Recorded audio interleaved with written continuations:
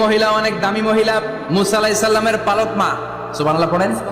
নিজের সন্তান ছিল না, সাইয়েদনা মুসা আলাইহিস সালামকে মায়ের মতো লালন পালন করেছেন।